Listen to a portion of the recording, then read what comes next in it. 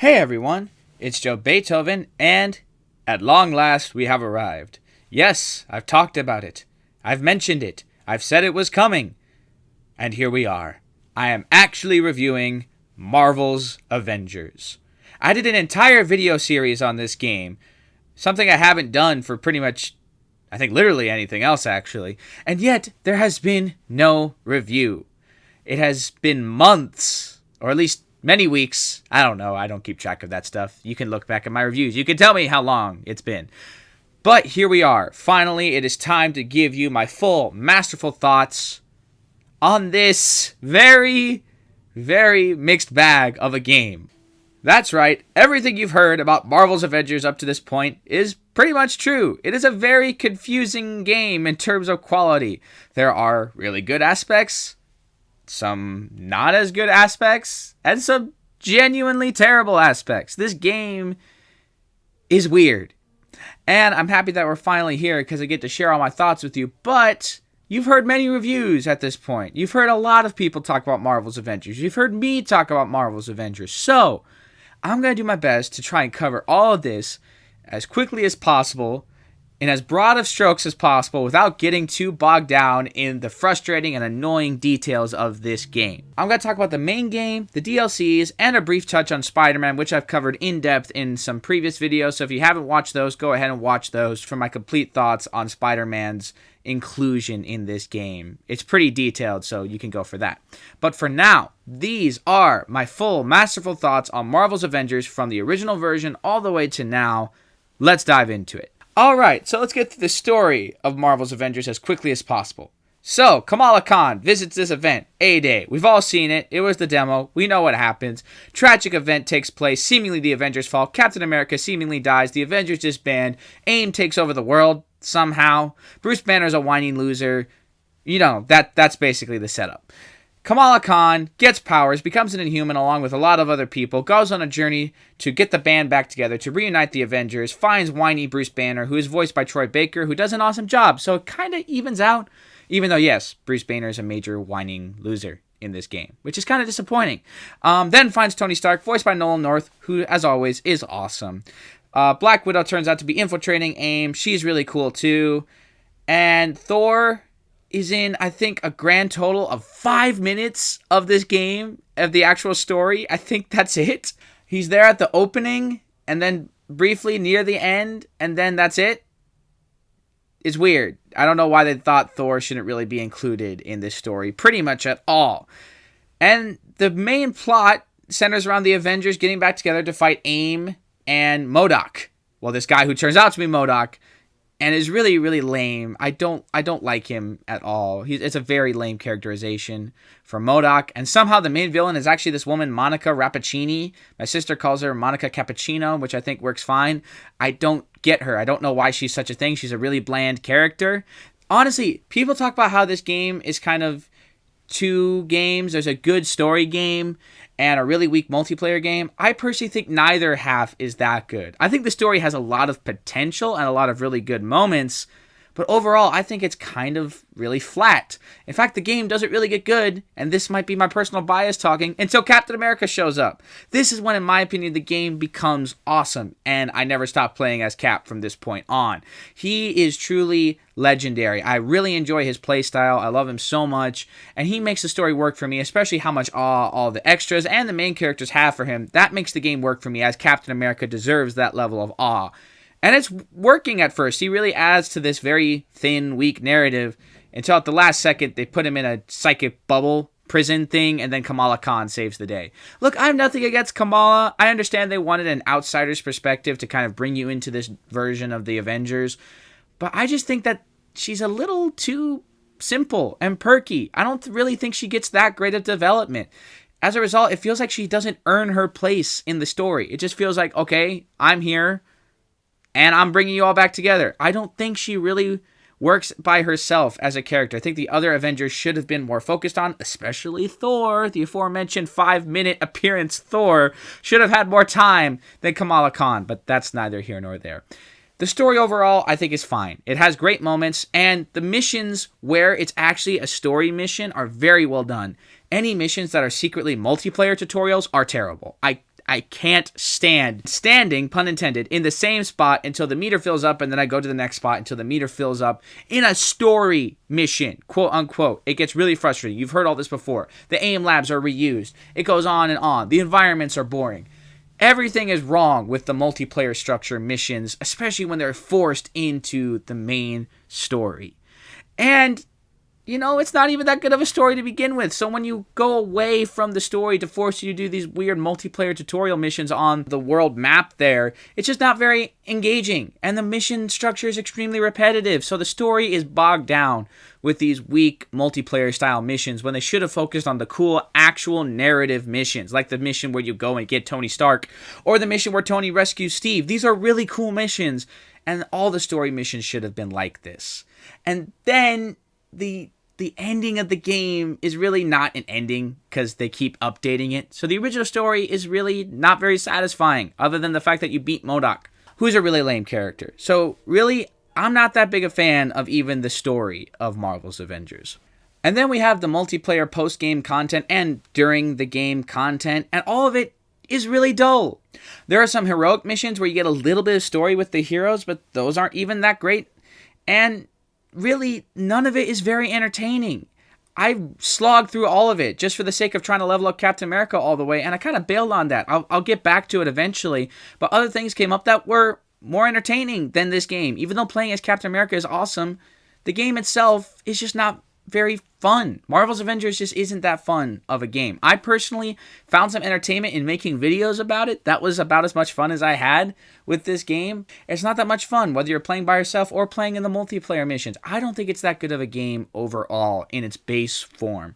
Regular Marvel's Avengers is, in my opinion, a 6.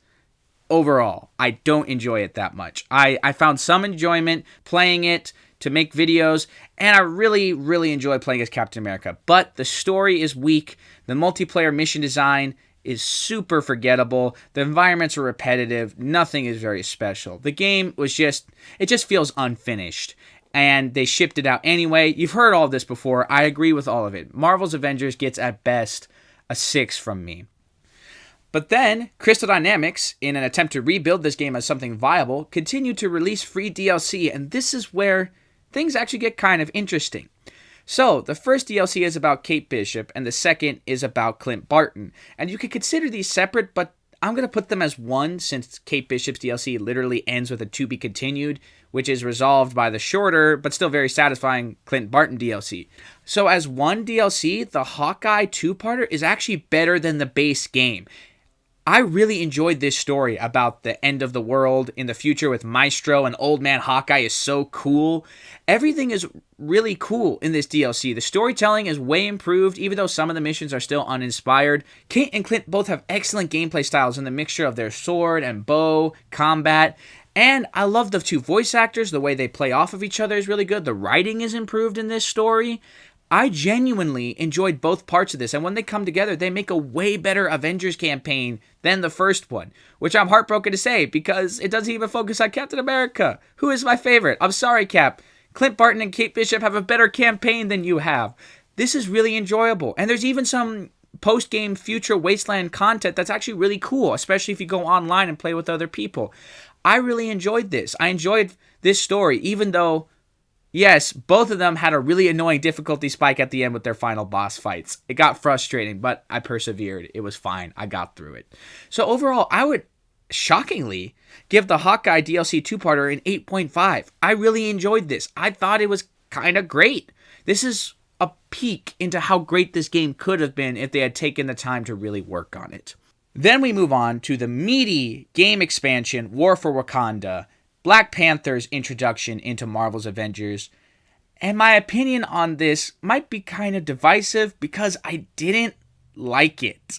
Now, to be clear, the new environments are awesome, new gameplay opportunities are great, I love the Wakanda they built, but playing as Black Panther is actually kind of disappointing. He's actually just a really slow Captain America. He's not very effective in my opinion. He gets better the more you level him up, but even so, his parkour is slow. He's kind of sluggish in combat, though I do enjoy his tackle move. It's really cool.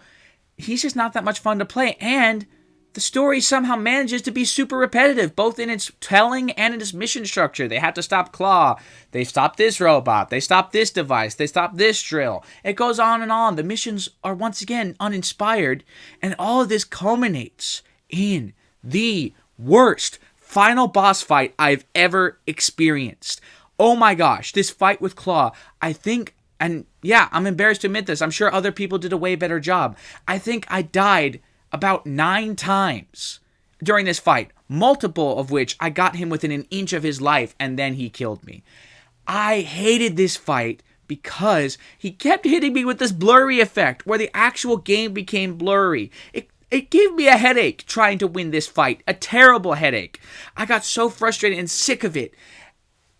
I actually put it down to easy to win. Yes, I'm sharing that with you. So you should see this as a sign of trust that I am sharing this with you. I had to put it down to easy to get through it so I could say I had completed all this content. I did not enjoy War for Wakanda that much. I was disappointed to say because I was really excited about this, but I think the 2-part Hawkeye DLC is actually better than War for Wakanda. War for Wakanda gets a 6.5 from me. Its environments are cool. Its story has a lot of potential. Black Panther has some good aspects to him, but overall, it's just really boring and forgettable, kind of like the original campaign.